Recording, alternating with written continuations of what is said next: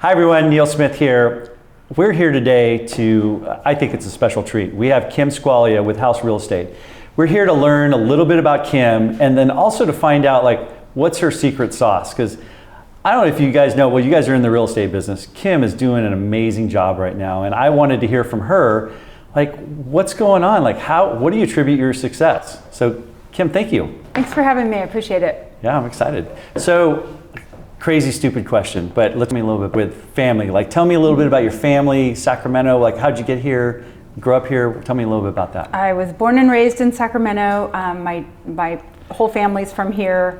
I was kind of the first one to leave and go away to college, and I went away for about 15 years, lived everywhere from Chico to New York City, and then after I got married and decided to have kids. Cool. Brought my back east husband back to California.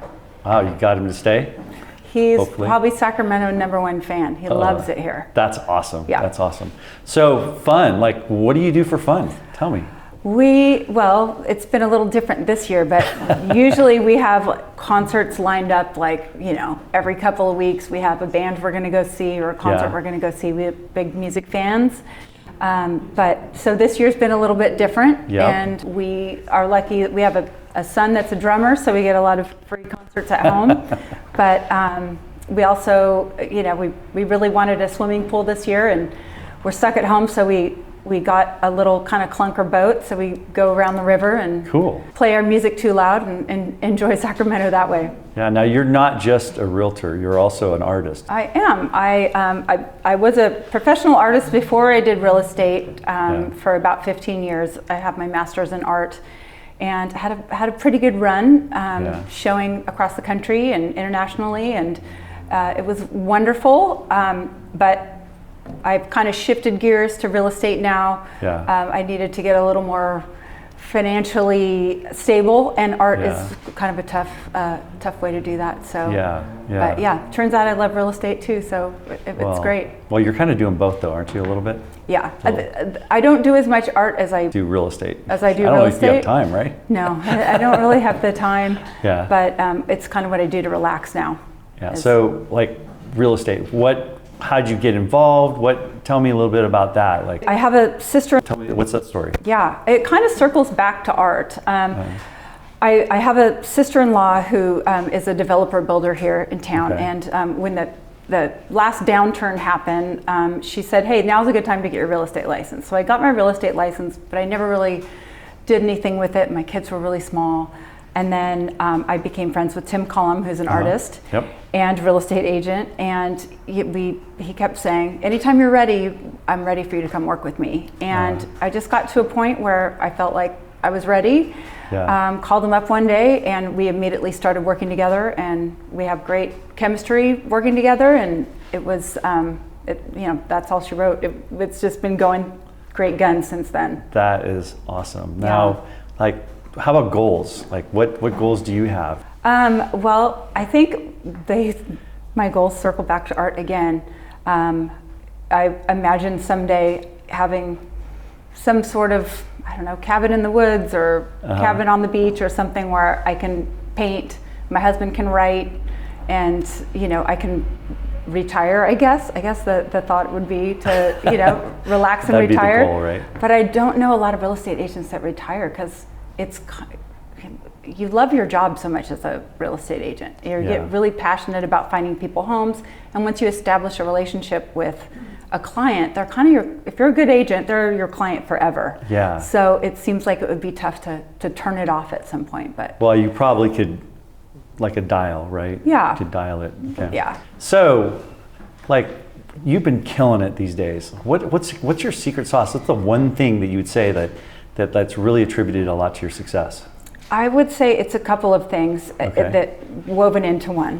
One of them is I happen to be partners with somebody who's an amazing marketer, and the kind of social media driven marketing has made our business explode. We've had a captive audience this year, especially with COVID, so I think we've been able to reach a lot more people than we had before.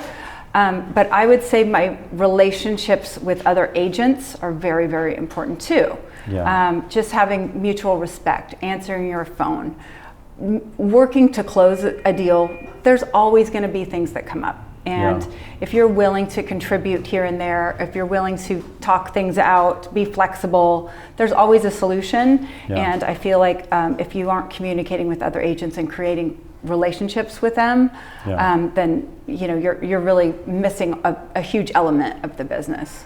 Good. And that's what I would say is, So let's say you just got your real estate license. Remember that day? Mm-hmm. Okay, you're starting. Like, what would you do? How would you start? What would you do if you had to do it all over again?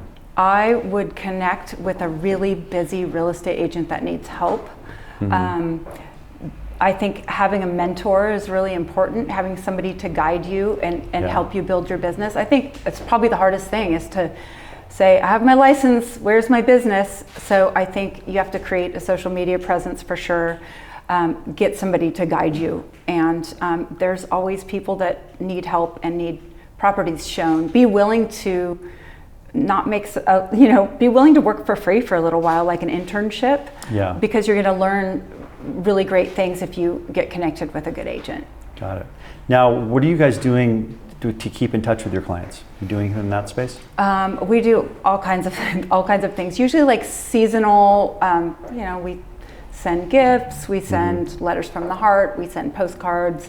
Sometimes it's just as simple as picking the phone up and calling somebody and seeing how they're doing.